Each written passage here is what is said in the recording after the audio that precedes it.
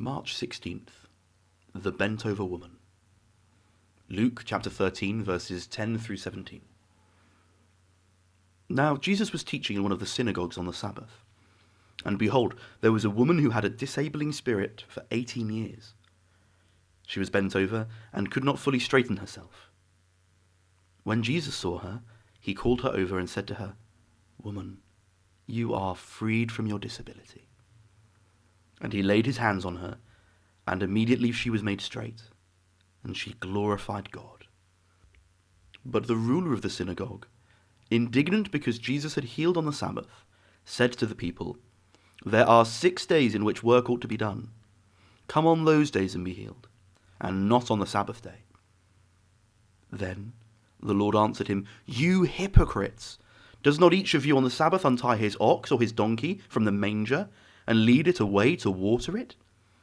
And ought not this woman, a daughter of Abraham, whom Satan bound for 18 years, be loosed from this bond on the Sabbath day?" As he said these things, all his adversaries were put to shame, and all the people rejoiced at the glorious things that were done by him. You could always tell where Jesus would be when the weekly Sabbath came around, in the local synagogue. Sometimes Christians seem to take a rather gloomy view of the idea of a day of rest and find it either oppressive or irrelevant. Paradoxically, some polls suggest that Sunday, the Sabbath as it would be now for most Christians, has become the most stressful day of the week for many people. Jesus would not have been one of them. His soul was soaked in Psalm 92, a song for the Sabbath, and in Isaiah 58, verses 13 to 14, call the Sabbath a delight. He knew it was one of God's creation gifts, Genesis 2, verses 1 to 3, which was restored in the Exodus, Exodus 20, verses 8 to 11, Deuteronomy 5, 12 to 15.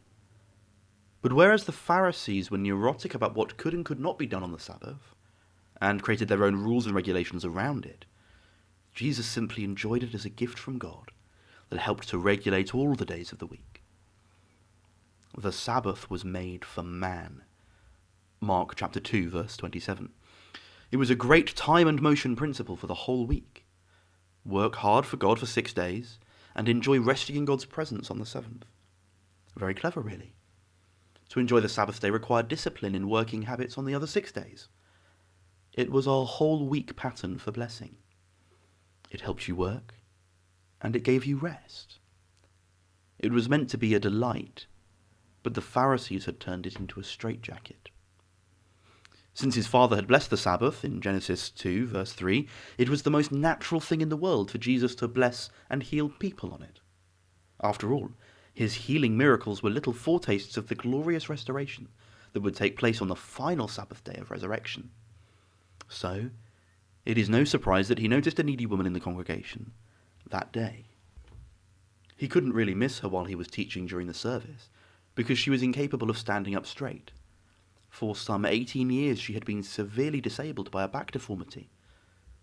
Jesus called her over, laid his hand on her, and freed her from her disability. Imagine the scene as Jesus places his hands on the woman. Probably on her bent back, don't you think? You can almost see his hands straightening it out. After all these years of being diminished in stature, she began to stand tall. If you have ever known someone with a severe back deformity, you will find this a staggeringly moving moment. I think of a dear elderly lady in our congregation who had to turn and raise her head in order to speak to me, and who regularly received painful spinal injections to give her some relief.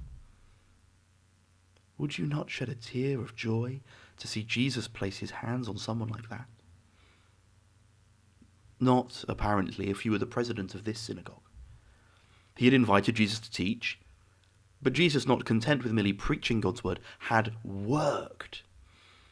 The president stood up in front of the congregation and gave them a lecture on the spiritual dangers of the healing of suffering people on the Sabbath. If you want Jesus to heal you, come back on a weekday.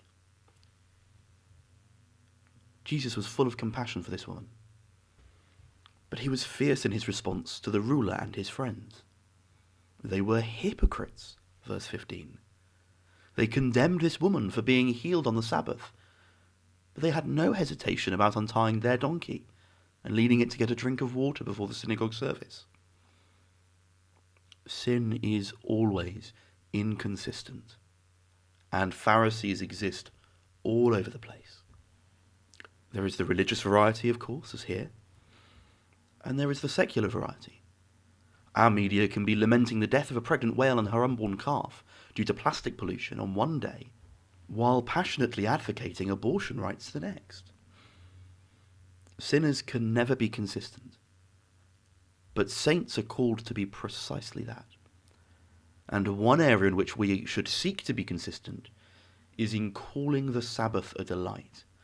Isaiah 55, verse 13. To be like Jesus, to use it well. That has a knock-on effect. It helps you to use the rest of the week well too.